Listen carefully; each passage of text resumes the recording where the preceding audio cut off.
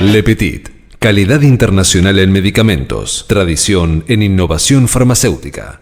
Expreso Oliva Hermanos. Su logística y servicio puerta a puerta están listos para atender todas sus necesidades. Expreso Oliva Hermanos. Más de 60 años transportando cargas. Córdoba Capital te emociona, te transporta, te moviliza, te hace vivir momentos que quedarán grabados para siempre. Córdoba Capital te divierte, te sorprende, te brinda, te invita a brindar, a celebrar, a sonreír, a disfrutar cada rincón y cada momento. Viví una estadía única en Córdoba Capital. Es única, te emociona. Sin agua estancada, prevenís el dengue. Vacía, limpia y cepilla los recipientes que acumulen agua para eliminar larvas y huevos del mosquito que lo transmite. Encontrá más recomendaciones en buenosaires.gov.ar/dengue. Buenos Aires Ciudad. Vamos por más. Aquí comienza No la vimos venir. Política, economía, actualidad nacional. No la vimos venir.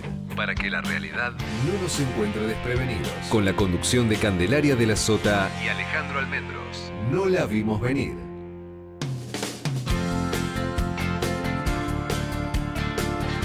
Hola, ¿qué tal? ¿Cómo les va? Muy buenas tardes. Bienvenidos a una nueva emisión de No la vimos venir, junto a Candelaria de la Sota. ¿Qué haces, Cande? ¿Cómo estás? Hola, Ale, ¿cómo estás? Bien, feliz Día de la Felicidad. Feliz Día de la Felicidad. Es rarísimo esto, el Es Día de la raro, Felicidad, ¿eh? Bueno, pero está bueno que esté el Día de la Felicidad. Sí, estaría bueno que sea todos los días, pero bueno. Estaría siempre, mejor. Siempre hay un día.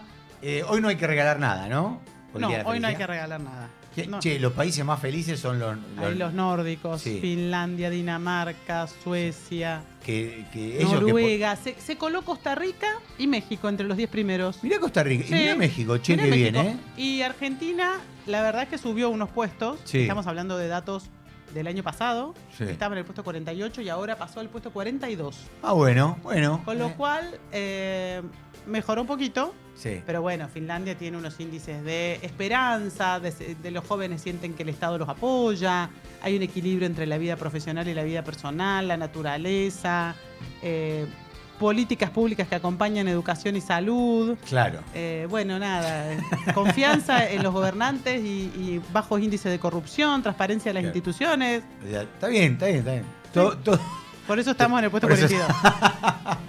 Bueno, che, hablando de la confianza y todo eso, hay que decir que los que no tuvieron confianza hoy fueron los peronistas de la línea de la Cámpora y de la línea del Frente Renovador, que no acompañaron la propuesta que hizo el diputado Eslayman, que responde a Axel Kicillof en la Cámara de Diputados de la Provincia de Buenos Aires, en donde los libertarios habían pedido una sesión especial para suspender las PASO en la Provincia de Buenos Aires por única vez. Bueno, no consiguieron los votos necesarios, no consiguieron el número para dar quórum, se necesitaba 47 legisladores, solamente bajaron 32, y esto se va a debatir la semana próxima en una sesión normal. ¿Qué es lo que va a permitir esto? Bueno, que sigan rosqueando, que sigan viendo a ver cómo se resuelve la interna del peronismo, y seguramente se van a terminar levantando las primarias abiertas, simultáneas y obligatorias en la provincia de Buenos Aires, Seguramente.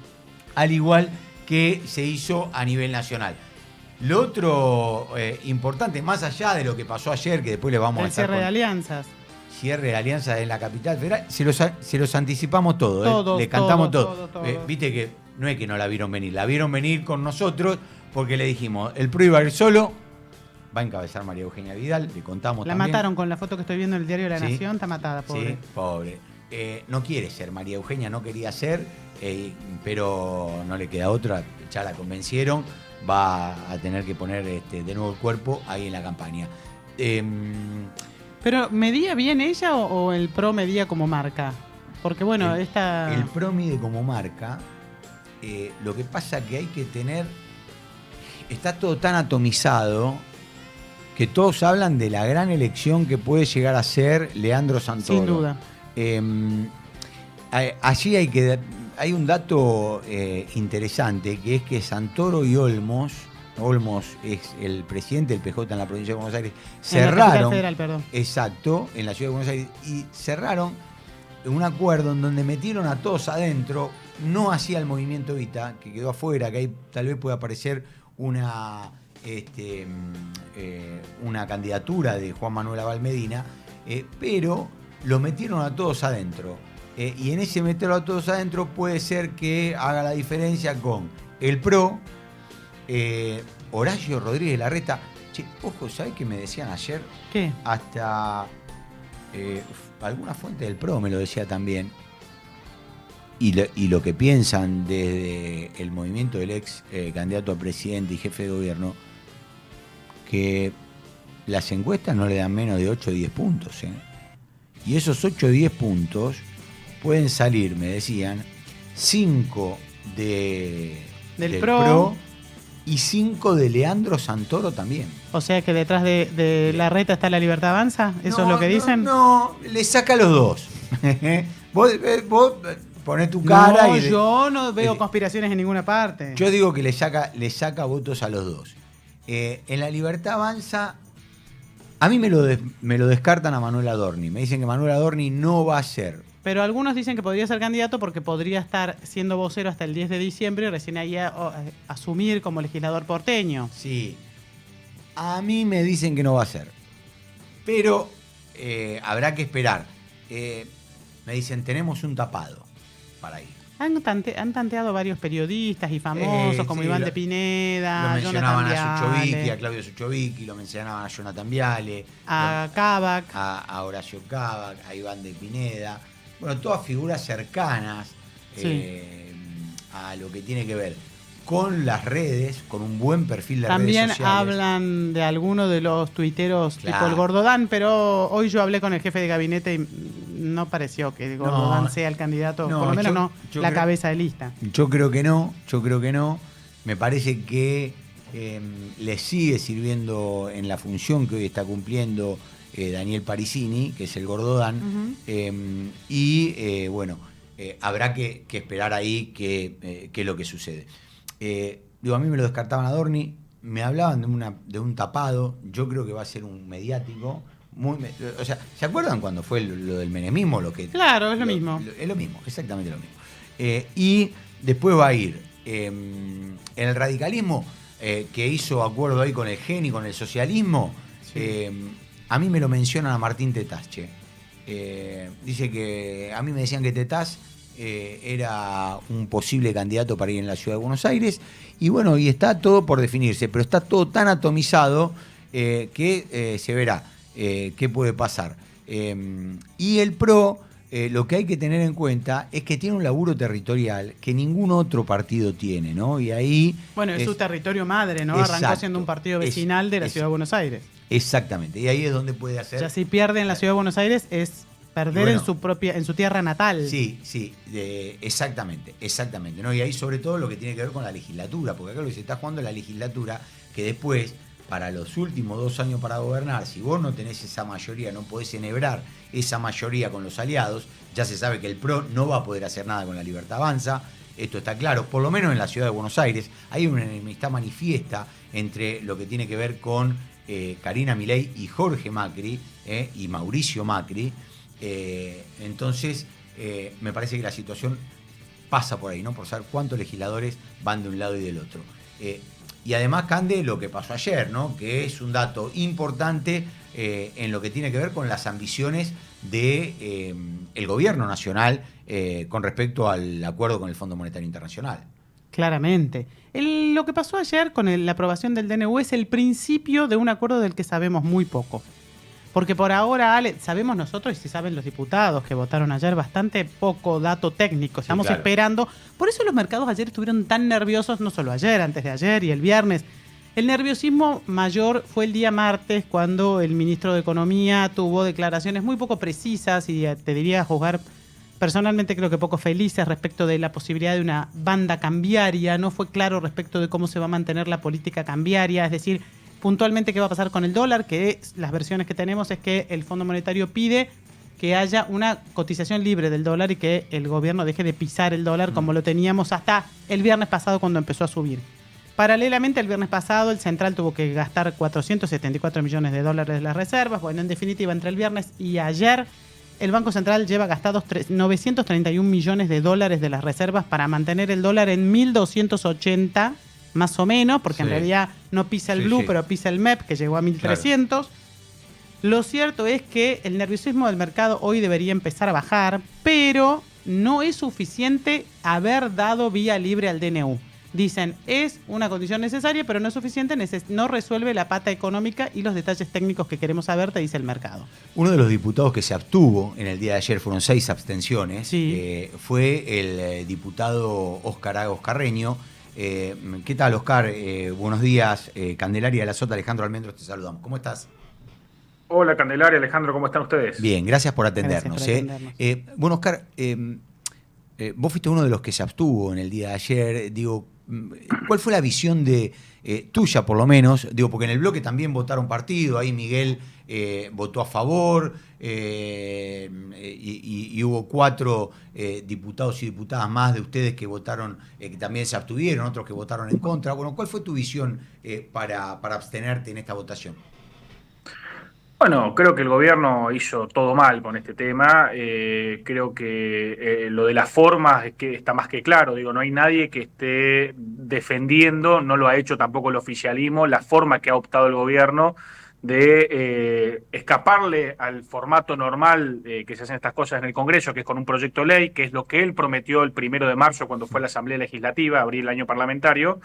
Y él mismo terminó violando su propia palabra una vez más, mandándose con un DNU y bloqueándolo con aliados dentro del Congreso.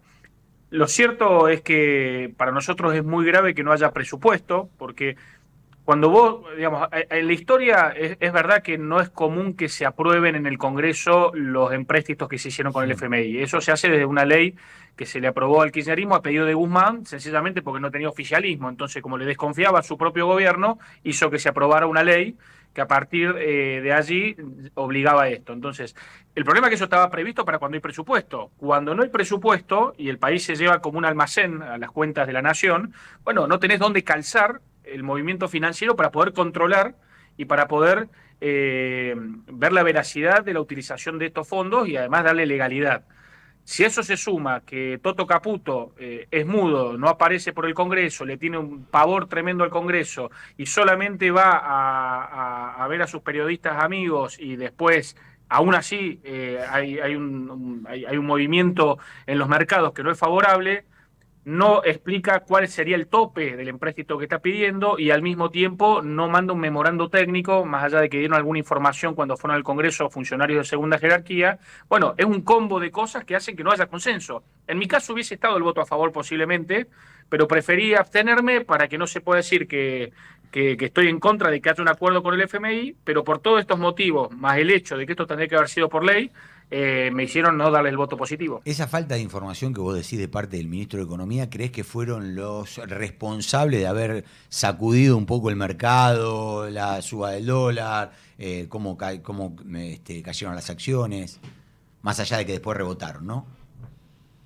A ver, yo creo que generan una confusión y no les creen sus propios pares, digamos. Yo no soy economista, no soy especialista, quizás no entiendo cómo funciona el mercado. Ahora, básicamente hemos visto que primero hubo una mini corrida, si queremos llamar, después de que Toto Caputo habló con un entrevistador que es afín a ellos, digamos, al gobierno. Por lo tanto, me parece que están comunicando mal. No sé si el mecanismo, cómo tendría que hacer. Yo creo que tiene que ser como cualquier gobierno, que el ministro titular de la cartera de Economía en un país como la Argentina vaya al Congreso y sea el lugar institucional donde exponga cuestiones técnicas, pero además se comprometa políticamente, porque no es que queremos que vaya Caputo porque queremos hacerlo pasar un mal rato, porque alguna vez intercambió un papelito con una diputada y le agarró miedo al Congreso, sino que queremos que el titular de la cartera de Economía, como lo hizo Cavallo 6 veces en los 90, vaya al Congreso de la Nación, ponga la cara y se comprometa políticamente por su gobierno, porque al Congreso lo que se le está pidiendo es un cheque en blanco, es autorizarme a que yo vaya y consiga el mejor crédito que pueda conseguir. Bueno, eso teniendo buena fe. Sí, claro, o en el peor de los casos, el que me quieran dar, porque lo que dijo Caputo en sus declaraciones del martes que generaron tanto ruido fue quien va a decidir el monto del crédito va a ser el Comité Ejecutivo, el Board del Fondo Monetario Internacional, no nosotros. Digo, no el Ministerio de Economía, no el gobierno argentino. Yo creo que el monto lo están conversando, lo deben tener, y no lo quieren tirar, digamos, a la mesa porque tienen miedo a alguna corrida o que alguien especule con eso, y ellos conocen a sus pares, digamos. Sí, claro. Me parece que tiene que ver con eso. Ellos tienen pavor a mostrar los datos técnicos porque piensan que de esa forma se va a frenar una devaluación, que esperemos que no haya, pero creo que es al revés, que mientras más información haya, ellos van a tener más capacidad de brindar confianza, porque en definitiva, hasta donde yo sé, la economía y los que generan o dejan de generar corridas, en general no es gente de mala fe o grandes empresarios que hacen corridas, que los hay y los hubieron en la historia argentina, sino en general son gente que, más que estar especulando, está protegiéndose en el valor de su dinero para no seguir perdiendo en un gobierno que ajusta por muchos lados y hoy le vuelve a dar, por ejemplo, beneficios fiscales a Galperin y empresas millonarias, pero ayer nos volteó una sesión para mejorarle la vida a los jubilados. Bueno, en esas inconsistencias me parece que hay mucha gente que no cree en el plan económico o empieza a verle errores y al mismo tiempo el FMI también digamos, no da un mensaje claro, producto de que tendría que ser en todo caso el gobierno el que lo baje. Y me parece que también te desorientó el FMI, porque realmente hay un ministro de Economía que va a un Congreso Nacional, se compromete políticamente y pide los votos para este plan. Y te mandan además algo que se llama un memorando técnico, que es un anexo muy aburrido, como son estas cuestiones, pero que claramente te da la letra grande y la letra chica de un contrato. Porque hasta donde yo sé, nadie va a un banco, pide un préstamo y medianamente no ve cuáles son las características de ese préstamo, monto, el monto Tasa de máximo a interés, pagar. plazos. Así es. Oscar, ¿cómo ves que sigue la relación en el Congreso con lo que tiene que ver con los bloques aliados? Digo, porque el gobierno sigue necesitando de los aliados para, tratar de sacar las leyes, para tratar de sostener los DNU que manda el Congreso, teniendo en cuenta que ya ha mandado dos tan importantes como los que mandó. ¿Cómo lo ves este tira y afloje de parte de ambos lados? Y por otro lado te pregunto, ¿cómo ves tu bloque teniendo en cuenta las votaciones tan disímiles que hay dentro del mismo?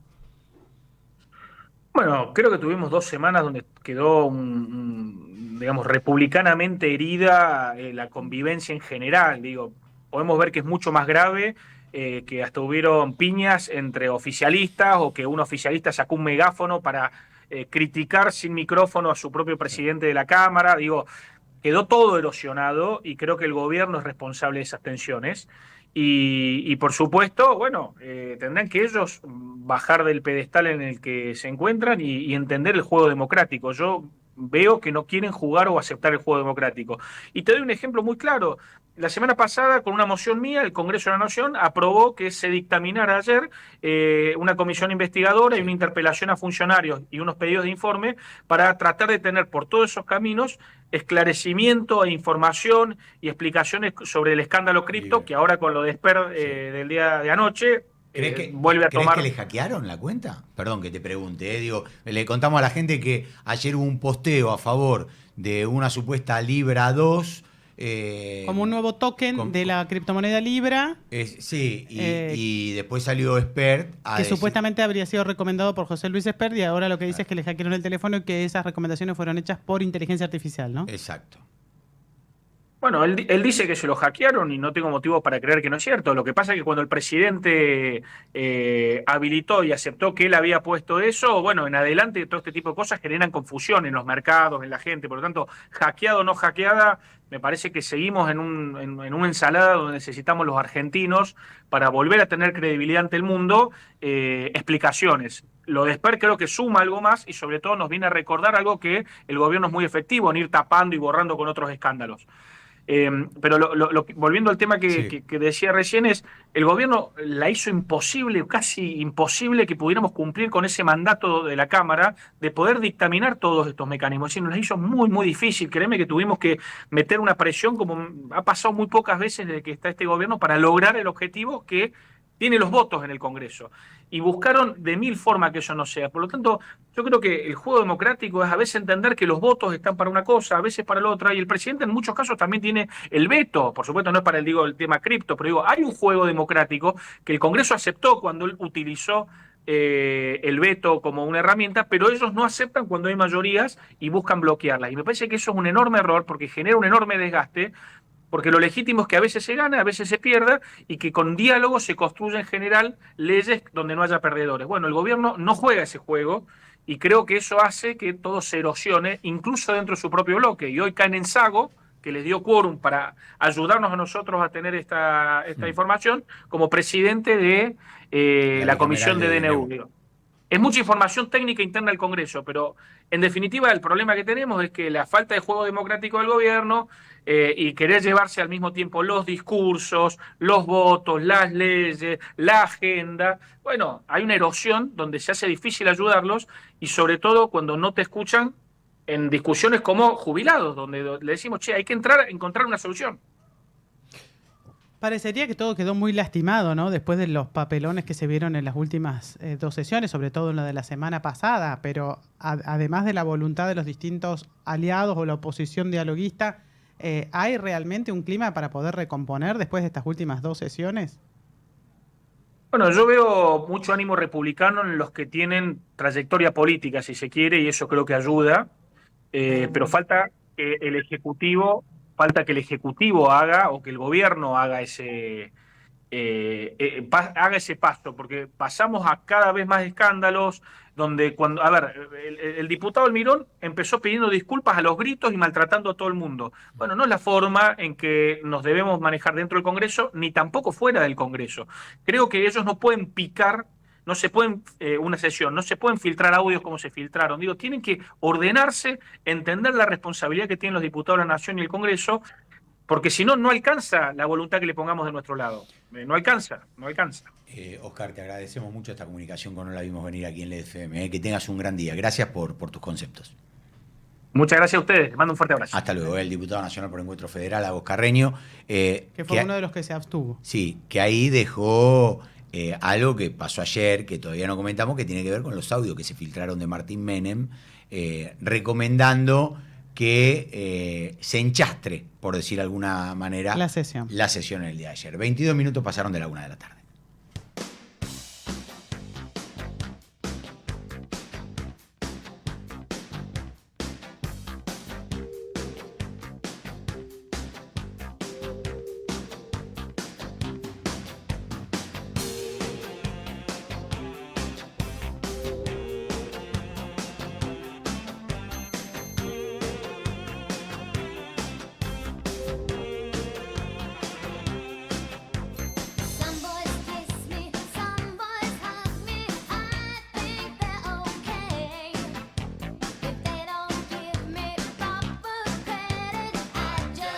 Bueno, 23 minutos pasaron de la 1 de la tarde, le decíamos, ¿no?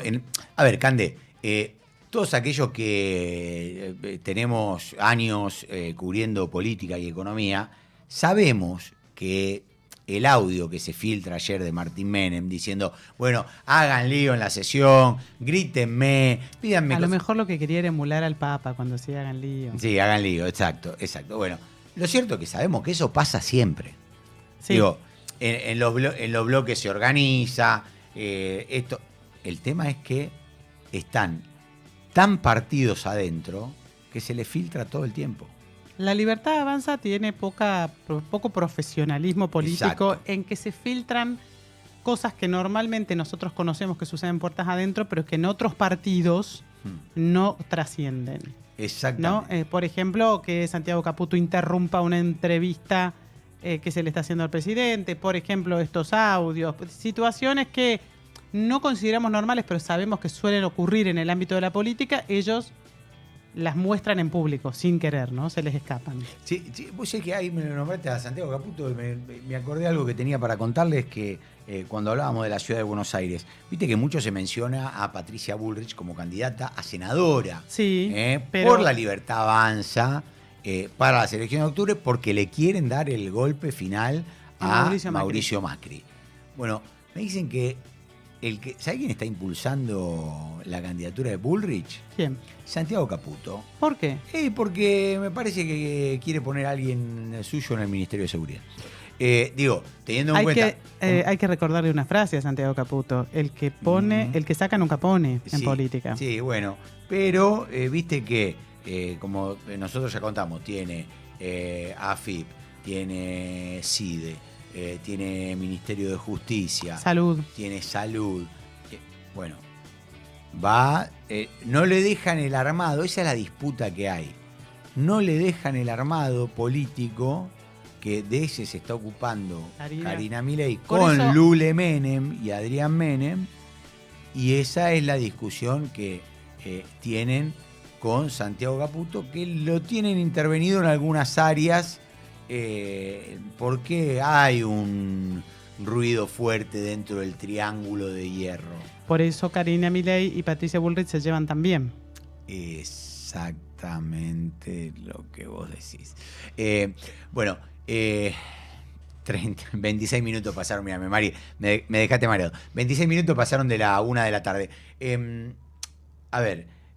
Temas que hacen a la política, porque estamos en hora de definiciones. En la Ciudad de Buenos Aires ya alianzas cerradas. Ahora falta definir los candidatos, ¿no? Sí, dos cosas me decían. Bueno, el MID, uno dice el MID. Más respeto.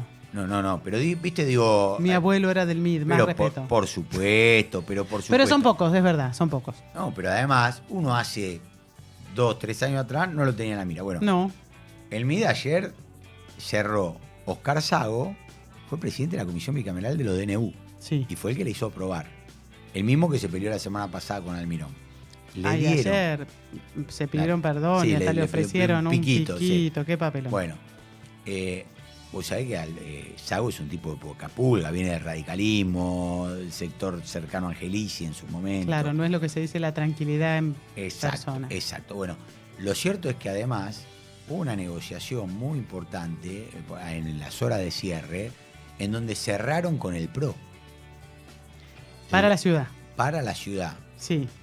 Y a mí me dicen que además esto estuvo hablado con la Libertad Avanza. Que el cierre ese... Del MID adhiriendo a las candidaturas, a la lista de legisladores del PRO. Estuvo consensuado diciendo, mirá, nosotros vamos a ir por este lado. Allí la relación que tiene Sago muy fuerte es con Cristian Ritondo. Y Ritondo sigue siendo un político orgánico dentro de la estructura del PRO, del partido de Macri. Y a partir de esto es el cierre que hicieron. Pero otro que los había llamado también a la gente del MID era la gente de Ramiro Marra. ¿Viste? Todavía no se sabe si Marra va a ir. No está muy claro qué va a pasar con Marra, ¿no? Porque ahí nosotros lo sacamos acá, ¿te acordás cuando sacamos a Casieles el otro día, el diputado Hernán Casieles, que va con partido propio? Bueno, todavía se está especulando, yo creo que Marra no se va a presentar, pero todavía se especula con ese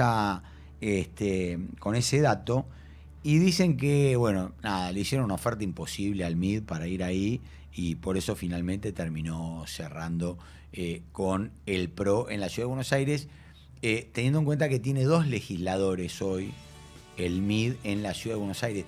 Por eso todo es importante, porque después se cuentan voto a voto la legislatura. Claro. Lo importante que se vota en la Ciudad de Buenos Aires, en la provincia de Buenos Aires y en el resto de las provincias de la Argentina, tiene que ver con las legislaturas distritales y provinciales. ¿Qué es lo que después te permite, y le permite a los gobernadores, a los intendentes, poder gestionar? Por eso la importancia que tiene, y por eso que nosotros hay veces que estamos hablando de estos temas que, no, pero a mí en que me afecta, no, te afecta un montón, porque después el intendente puede o no gobernar, o el gobernador puede o no seguir legislando, ¿no? Entonces, absolutamente. Por eso la importancia. Estamos en comunicación ahora, Cande, hablando justamente de temas económicos con Pablo Moldován, economista. Hola Pablo, ¿cómo estás? Buenas tardes, gracias por atendernos. Candelaria de la Sota, Alejandro Almendros, te saludamos. Muy buenas tardes, un gusto hablar con ustedes. Pablo, queríamos consultarte, bueno, estas últimas horas han sido bastante movidas, un mercado cambiario que venía tranquilo y que a raíz de estos ruidos respecto del acuerdo con el fondo pareció despertarse y movilizarse. ¿Vos cómo lo estás viendo? Hay algunos economistas que dicen que la aprobación del DNU de ayer no es motivo suficiente para que llegue la calma y que resta saberse más detalles, sobre todo lo que va a tener que ver con la política cambiaria. ¿Cuál es tu mirada respecto de estos últimos días y de lo que nos queda de recorrido hasta que efectivamente el acuerdo se conozca con todos sus detalles? A ver, efectivamente lo que pasó es que el acuerdo modificó drásticamente el clima financiero que venía viviendo la economía argentina, y en particular en las últimas semanas lo que vemos es que esas dudas, esas tensiones se volcaron también al mercado del dólar. En particular, creo que un poco lo que está madurando es la idea de que recurrir al fondo suele ser un problema, ¿sí? Nosotros venimos trabajando con la hipótesis de que efectivamente el acuerdo con el Fondo Monetario lo que trae son dos novedades seguras que no son buenas y una amenaza para el esquema económico. ¿Cuáles son? Entonces, las novedades seguras son que, primero, de alguna manera, parafraseando al propio gobierno, ir al fondo revela, es decir, trae el principio de revelación respecto de que el esquema económico le faltaban dólares. Si Sí, no, claro. la verdad que no había ninguna necesidad en este año de ir a buscar el financiamiento del fondo. Perdón, les pongo un paréntesis ahí, ustedes son los especialistas en economía, pero les pongo un paréntesis. La liquidación del agro no fue como se esperaba. Es verdad. Incluso, de hecho, el gobierno, una de las medidas más importantes de principio del año fue la baja transitoria de retenciones para tratar no de conseguir más dólares, sino de adelantarlos en el tiempo, lo cual ya era un síntoma de la complicación que estaba percibiendo el propio gobierno en el mercado de cambio. Está claro. A esto se suma de alguna manera la asunción del problema yendo al fondo. Y ahí a mí me gusta hacer una aclaración adicional, que es que el gobierno nos dijo y nos transmitió que ir al fondo no era su plan A para este año. De hecho, los funcionarios del área económica e incluso el vocero presidencial, lo que dijo a finales del año pasado, cuando el clima financiero estaba eufórico, Sí. es: nosotros vamos a acordar con el fondo si lo que el fondo nos propone es bueno para nosotros, porque nosotros no los necesitábamos. Entonces, eso que era probablemente como el gobierno pensaba la dinámica de este año, que era una dinámica yendo a buscar dólares en los mercados financieros. Sí, tomando privados, deuda. se complicó mucho desde la asunción de Trump. La dinámica del riesgo país no fue la que esperaba el gobierno después de los pagos de cupones de deuda. Y de alguna manera esa ventanilla de buscar para conseguir un financista para los dólares que le faltan al esquema se cerró y tuvo que ir al fondo. Entonces eso ya nos arma un esquema donde estamos asumiendo que tenemos un problema y encima para gestionar ese problema vamos por el plan B. Y yo creo que ahí aparece lo que nosotros llamamos que es la amenaza, y que es un poquito lo que estuvimos viendo en los últimos días, que es un poco más complejo y que tiende a retroalimentarse, pero nosotros lo que tenemos es un mercado del dólar en la Argentina que en los últimos meses está dominado fundamentalmente por lo que se conoce como el carry trade, que son fundamentalmente operaciones de deuda de empresas privadas. ¿Sí? La oferta de dólares del mercado de cambios viene dominada fundamentalmente por toma de deuda de empresas que venden después esos dólares en el mercado. Bueno, el acuerdo con el fondo le mete mucho ruido a esas estrategias. ¿Por qué? Porque el fondo es un financista que generalmente pone condicionalidades que tienden a complejizar esa situación. Claro. Ya sea por el lado de la perspectiva del tipo de cambio, el crawling peg y todas esas cosas, o inclusive por el lado de la política de tasa de interés. Entonces ahí lo que se arma es, viene un financista a resolver un agujero que empieza a poner en quiebre la propia dinámica del mercado de cambio con la que venía operando.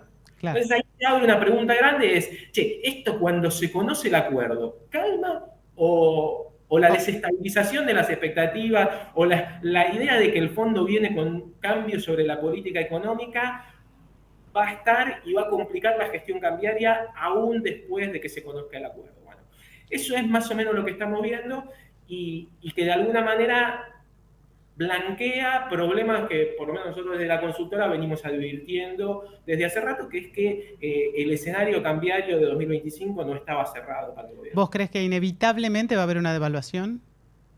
No, yo creo que la prioridad del gobierno es evitarla, que creo que parte de la tensión con el Fondo Monetario que estamos viendo debe tener que ver con cómo hacer para evitar eso, ¿sí? Hay mucha discusión sobre, por ejemplo, sobre los contenidos del DNU que mandó el gobierno al Congreso. Yo creo que el DNU se puede interpretar también, más allá de la necesidad de cumplir con una norma, con una norma del Congreso de la Nación, se puede interpretar como, si se quiere, como una presión sobre el fondo. ¿Qué dice el gobierno en el DNU? El gobierno en el DNU fija los usos del préstamo. Sí. Le impone al fondo, antes de que el acuerdo esté listo, que va a usar los dólares para pagar letras intransferibles del Banco Central. Sí. Esto parece muy complejo, ¿sí? Pero en los hechos lo que le está diciendo es... Voy a usar la plata que me presten para pagarle la deuda que el Tesoro tiene con el Central. Y eso implica que los dólares quedan a libre disposición del Banco Central. Que lo puede usar para pisar el dólar. Lo puede usar para lo que quiere. Entonces, esa situación me parece que es parte de lo que está generando dudas en el mercado. Hay una situación que se vincula con lo que charlábamos antes, que es que en la medida que además venimos con un mercado de cambio muy dominado por los procesos financieros, estos son procesos que se pueden revertir muy fácil y muy fuerte, ¿sí?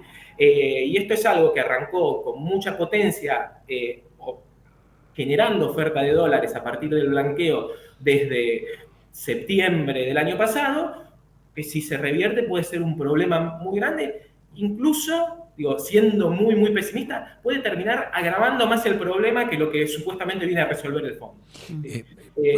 Pablo, yo te hago una consulta y te hago de abogado del diablo, ¿no? Porque del otro lado te dicen, hoy sale, por ejemplo, AmCham, la Cámara americana, estadounidense, argentina, en donde dice, celebramos el acuerdo, que había sido crítica hace 20 días o un mes, con lo que tiene que ver con la inseguridad jurídica. Ahora dijeron, bueno, esto da seguridad jurídica, esto avala estabilidad para que podamos hacer inversiones.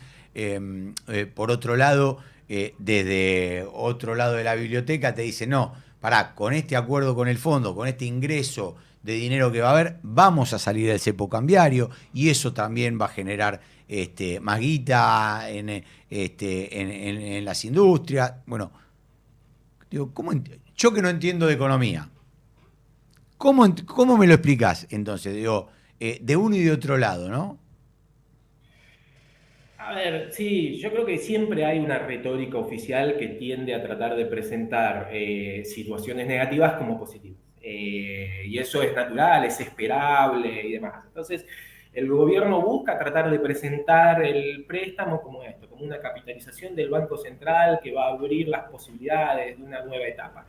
Lo cierto es que todo eso está por verse todavía, ¿no? Y en buena medida se va a terminar definiendo cuando conozcamos cuál es el contenido del acuerdo y cuál es la hoja de ruta de política económica que el fondo acordó con el gobierno en vistas del acuerdo que realizaron.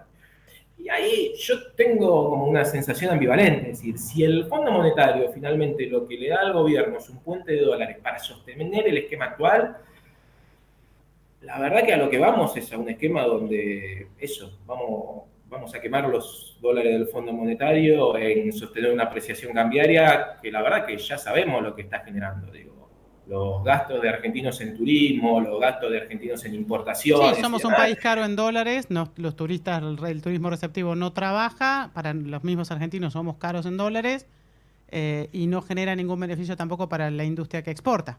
Exacto, y tenemos los precios de la leche medidos en dólares en las góndolas argentinas, 30-40% encima de otros países. Si el préstamo viene a financiar eso, ¿sí?, que yo creo que es una preocupación que todos legítimamente podemos tener, la verdad que es un problema grande y que nos va a dejar en una situación más complicada que la que estamos. Ahora, si efectivamente es como planteabas vos y el préstamo viene de alguna manera a modificar el esquema cambiario, a plantear de alguna manera, ordenar el programa económico en vistas de conseguir más sostenibilidad y mejores resultados, bueno, uno podría decir eso es positivo. Permitime ser muy desconfiado respecto de que todas esas modificaciones que generalmente implican pagar costos políticos se hagan en un año electoral.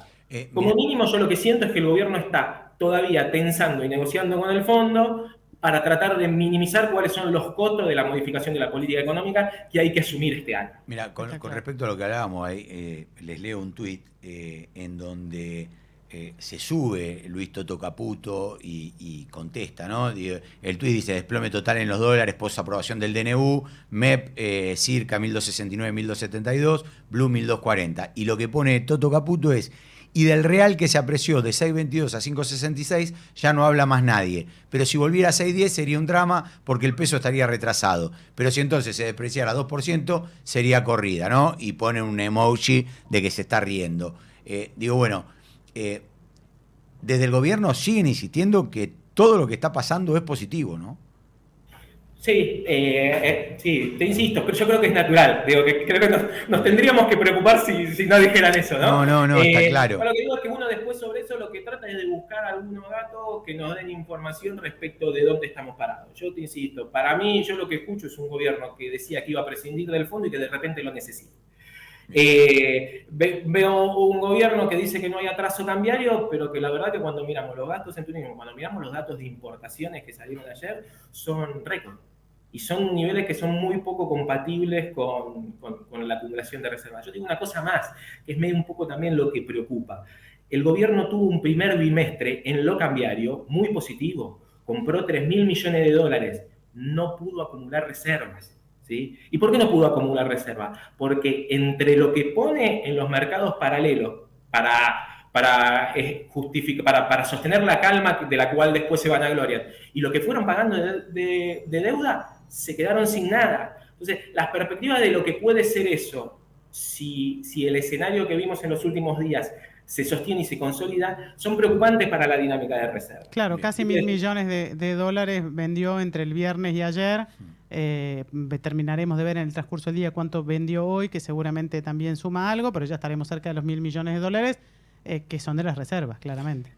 Yo tengo la sensación de que ese es el dato que de alguna manera nos va a permitir terminar de cerrar el diagnóstico de si ahora se calmó un poquito la cosa, ¿no? Pablo. Entonces, hoy vemos que hoy y mañana vemos que el Banco Central dejó de vender al ritmo al que venía vendiendo, y uno puede tener la sensación de que efectivamente, bueno, ahora que está digerido el acuerdo, que de alguna manera se empieza a esperar que el acuerdo no traiga cambios tan dramáticos como lo que se esperaba, uno puede decir, bueno, sí, la cosa es... Ahora, si uno ve que esos números se sostienen, yo creo que la situación es más bien preocupante. Pablo, te agradecemos mucho esta comunicación con No la vimos venir aquí en LDFM. Que tengas un gran día. Muchas gracias a ustedes. Saludos. Hasta luego. Gracias, Pablo Moldovan, economista. Estás escuchando No la vimos venir. No la vimos venir. Por LED.fm. Le Petit. Calidad internacional en medicamentos. Tradición en innovación farmacéutica. Expreso Oliva Hermanos. Su logística y servicio puerta a puerta están listos para atender todas sus necesidades. Expreso Oliva Hermanos. Más de 60 años transportando cargas. Córdoba Capital te emociona, te transporta, te moviliza, te hace vivir momentos que quedarán grabados para siempre. Córdoba Capital te divierte, te sorprende, te brinda, te invita a brindar, a celebrar, a sonreír, a disfrutar cada rincón y cada momento. Viví una estadía única en Córdoba Capital. Es única, te emociona. Sin agua estancada, prevenís el dengue. Vacía, limpia y cepilla los recipientes que acumulen agua para eliminar larvas y huevos del mosquito que lo transmite. Encontrá más recomendaciones en buenosaires.gov.ar/dengue. Buenos Aires Ciudad. Vamos por más.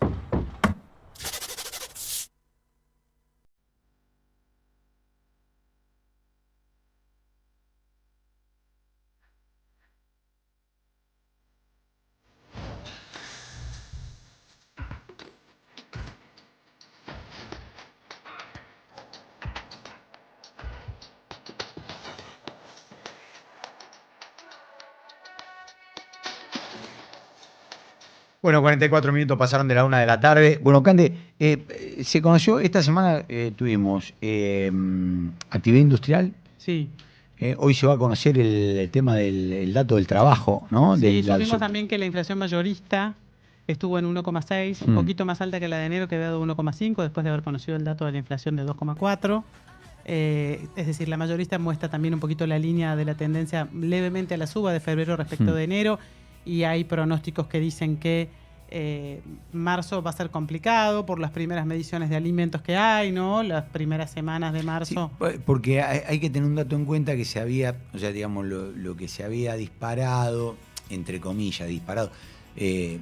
Digo, cuando uno, la verdad que viniendo de donde veníamos, por lo menos de mi parte, es para elogiar, decir, bueno, estamos en una inflación de 2 y pico %, teniendo una inflación de, no sé, como teníamos, de 10%. No, pensá que enero pasado fue del 20%, Claro. en enero del 2024 Más allá de la devaluación fue del que hubo 20%, más claro. allá de la devaluación de diciembre. Que No, pero veníamos de casi un 12. sí, ¿no? en febrero, si no me equivoco, dio 15, después en marzo dio 12 o 13, con lo cual, haber bajado la inflación a niveles cercanos al 2%, ahora estamos mirando el detalle de si da una décima por encima o no.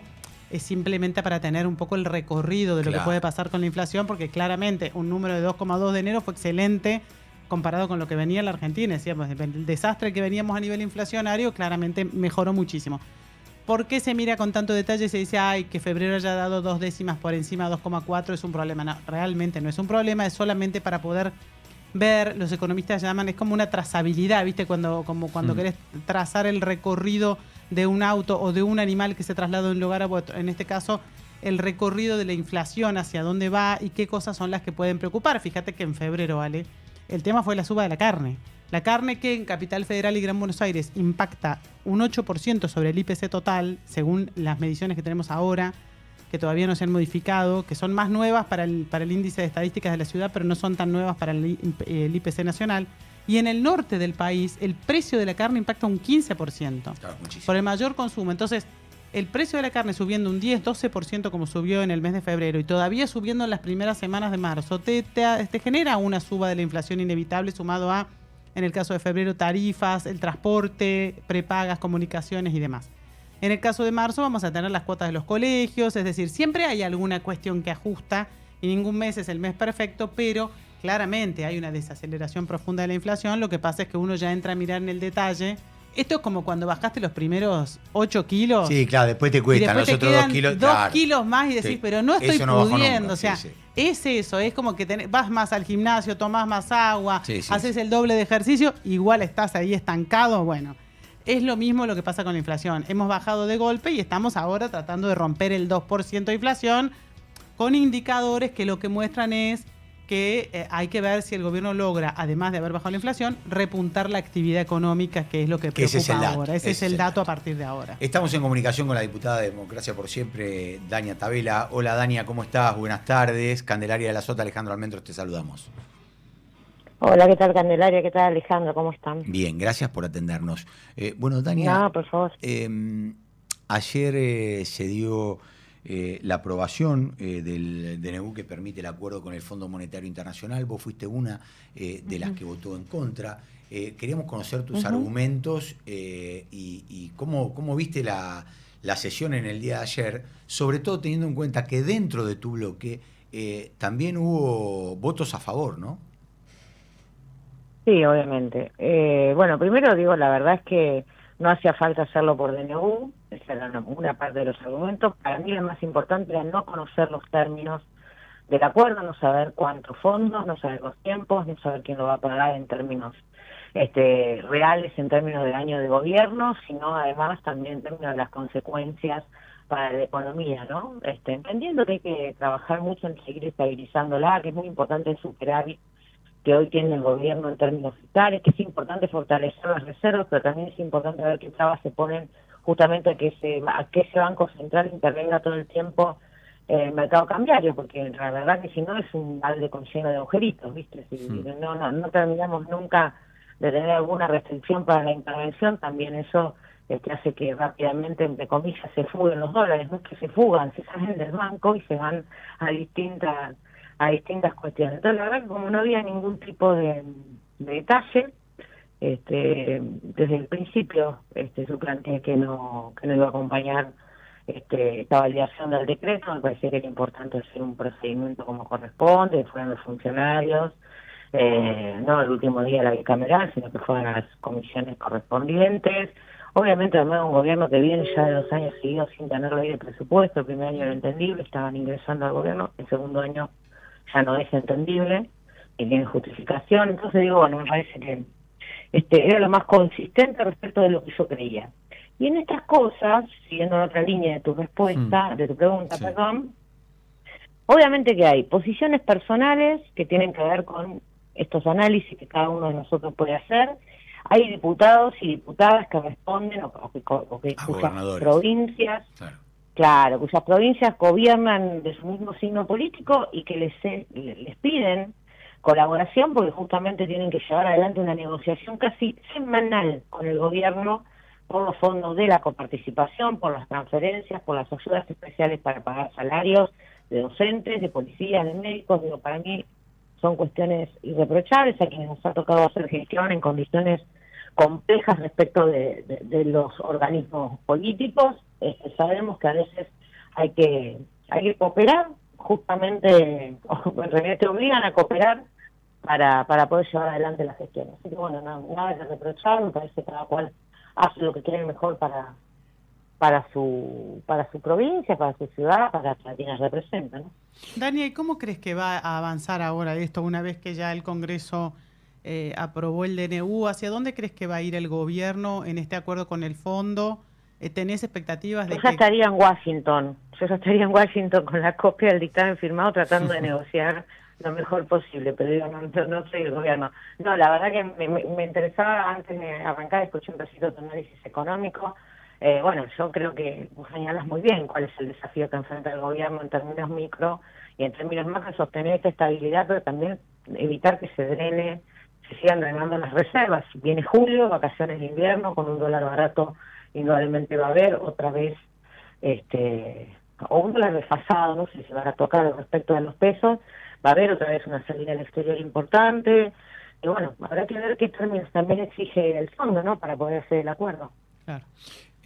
Dania, con respecto a lo que pueda pasar dentro de Democracia por Siempre, una decisión que se produjo del radicalismo, digo, ¿cómo ves el futuro más allá de esto? Digo, teniendo en cuenta que el otro día hubo una discusión muy fuerte entre Maxi Abad y que es el presidente, que era el presidente del partido en la provincia de Buenos Aires, junto con Martín Lustó.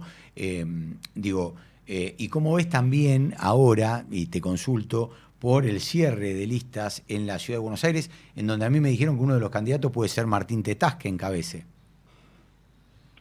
Bueno, mira, la verdad es que son todas situaciones distintas. Dentro del bloque de Democracia para Siempre no tenemos ningún tipo de conflicto. Nosotros, a diferencia de cuando estábamos justamente todos juntos en el bloque, yo soy una partidaria de la libertad de acción en estos momentos de complejidad. Okay. Para mí, encorsetar algunas situaciones es forzar la unidad cuando no hay posibilidades de tenerla, y eso lleva a la intolerancia. Entonces, realmente fue una de las cuestiones por las que, digamos, también elegí justamente tomar una decisión distinta.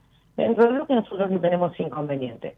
El partido de la provincia de Buenos Aires todavía más allá de su presidente hasta el 28 de marzo. Si ustedes saben, tiene judicializada la interna por un contrapunto que hay respecto a aproximadamente unas 30, 40 mesas en ciudades muy importantes, que hacen a la diferencia que le permite una fórmula, pero para marzo por encima de la otra. Estamos en una conversación, justamente ayer hubo un plenario de la mesa, quedó abierta la discusión para ver si se encuentra una salida a este contrapunto, hasta tanto la justicia termine de fallar, ¿no? Y decir en qué mesas hay que repetir la elección y en cuáles no. Y a nivel ciudad, la verdad es que yo no milito en ciudad, no tengo, si bien tengo conversaciones obviamente con el grupo al que pertenezco y demás, todavía recién ayer se cerraron las alianzas, o anoche, hasta última hora, me parece que hay que esperar unos días, las listas cierran recién el 29, falta un montón. Bueno, habrá que ver cómo se definen las mejores alternativas. No tenía este dato que me contás de Martín, que es mi amigo y demás, pero la verdad es que bueno, es muy probable. Martín ha hecho un trabajo ahora focalizado en la Ciudad Autónoma de Buenos Aires, con el lanzamiento de su laboratorio de ideas, y demás. Bueno, es probable que pueda ser uno de los candidatos, como tantos otros, ¿no? Hay muchos jóvenes, también en la Ciudad Autónoma de Buenos Aires, que han adquirido notoriedad en los últimos tiempos. Me parece que hay un espacio que ocupar, además en términos de la representación, ¿no? Dania, te agradecemos esta comunicación cuando no la vimos venir, que tengas un gran día. No, muchas gracias a ustedes, hasta pronto. Hasta luego. La diputada de Democracia para Siempre, Dania Tabela. Que fue una de las que votó en contra ayer del DNU. Sí, está todo atomizado, Cande, todos los absolutamente, partidos. Y creo que las candidaturas en la ciudad, Ale, han quedado para la legislatura porteña, han dejado en claro el nivel de atomización, ¿no?, que hay en los distintos espacios políticos. Fíjate que todavía está en duda la posibilidad de que Martín Lustó efectivamente sea candidato. Si bien está recontra confirmado la de Leandro Santoro, no se sabe qué va a pasar con el caso de Ramiro Marra, quién le roba votos a quién, qué significa la reaparición de Horacio Rodríguez Larreta. Es decir, hay mucha atomización dentro de espacios de pensamiento parecidos. Sí, y no solo en la Ciudad de Buenos Aires, sino a nivel nacional, ¿no? Porque todos los partidos están partidos. Sí. Valga la redundancia. Sí. Excepto La Libertad Avanza. Bueno, cruje. No, está bien, pero pero nadie puede sacar los pies del plato. El que saca los pies del plato es corrido a un costado, ¿no? Como el caso de Marra. Como el caso de Marra. O el caso de Marcela Pagano, que la van a terminar echando del bloque. Ya está tomada la decisión. Simplemente falta que se oficialice, pero ya está tomada la decisión en el seno del gobierno de echar a Marcela Pagano. A ver, habrá que ver qué decide hacer ella, ¿no? Si hace un monobloque o se suma a algún otro bloque ya existente. Sí, algunos decían que se podía sumar a Rocío Bonacci, que tiene un bloque unipersonal, que también fue... de las que se estuvieron tirando agua en la cara. Exactamente, de las que se estuvieron tirando agua en la cara. Los que no se tiraron agua en la cara todavía, pero se pueden llegar a tirar en cualquier momento, tiene que ver con los senadores de Unión por la Patria. Viste que ayer se partió el bloque, hablando... ¡Qué lío! Bueno, se partió el bloque, ahí salieron...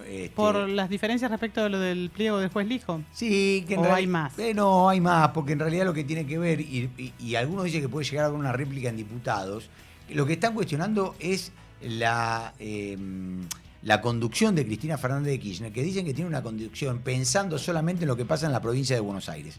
Entonces piden una federalización del mismo. En ese marco de la federalización, bueno, ayer se cindieron 4 senadores del bloque de Unión por la Patria. El 3 de abril se va a tratar los pliegos del Hijo y de García Mansilla. Se dio una semana para tratar de llegar, ahí Victoria Villarruel puso una semana más para tratar de acordar qué es lo que puede suceder con estos pliegos. A mí me dijeron, fuente del bloque de Unión por la Patria, se necesitan 24 senadores para rechazarlo. Me dijeron que tienen muchos más para rechazar el pliego del Hijo. Y de García Mansilla, los dos. Desde el otro lado están haciendo lo posible porque necesitan 47 diputados, senadores para aprobarlo. Algunos dicen que el de García Mansilla ya está liquidado, que no o sea, que sería poca la duración de García Mansilla en la Corte. Hasta noviembre, porque ya tiene el juramento. El decreto. Le tomaron el juramento, por lo tanto hasta noviembre. Hasta que mientras duren las sesiones ordinarias en el Congreso. Exactamente, que es hasta el 30 de noviembre. Y lo del Hijo puede llegar a darse en el marco de las negociaciones. Hoy a mí me dicen que eso es inviable, pero habrá que esperar toda esta semana qué es lo que anda dando vuelta en juego. Viste que, bueno, el tema de las transferencias no automáticas, ATN, te mando esto, me das lo otro, bueno, y ver qué es lo que puede pasar. En el medio, te doy un dato que tal vez pasó por arriba, a muchos le pasaron por arriba, pero en el medio sacaron, ¿sabés qué sesión? La que se iba a tratar, ¿sabés qué? Ficha limpia. Mira. La patearon para adelante, un poquito. Viste que ficha limpia era la que tenía ahí en jaque, o la que tiene en jaque a Cristina Fernández de Kirchner para ser candidata. Cuanto vos más la patees para adelante, una vez que salga, si ya están presentadas las listas, no puede actuar para este tiempo electoral. Claro. Bueno, me decían eso. La vamos postergando. Vamos viendo. Vamos viendo. Sí, cuando te dicen vamos viendo, ya sabés que no va a pasar. Vamos viendo. Así que bueno, 59 pasaron de la 1 de la tarde. Qué rápido se nos pasa el tiempo acá. Sí. Qué rápido, qué cortito que nos queda. Mirá, vamos y volvemos. Bueno, ahí estamos, ahora sí nos vamos. Sí, nos vamos, pero nos encontramos el jueves que viene a la 1. Sí, nos encontramos el jueves que viene a la 1. Muchísimas gracias a todos los que hicieron el programa. Ariel Martínez, Manu Ceronero, a Nico, bienvenido Nico. Hola Nico, ahí en los gracias. Controles. Bueno, muchísimas gracias a todos los que hicieron posible. A Fede, Agustina, Sol, a todos, muchísimas gracias. A todos. Nos encontramos el próximo jueves a la 1 de la tarde con No la vimos venir. Hasta el jueves.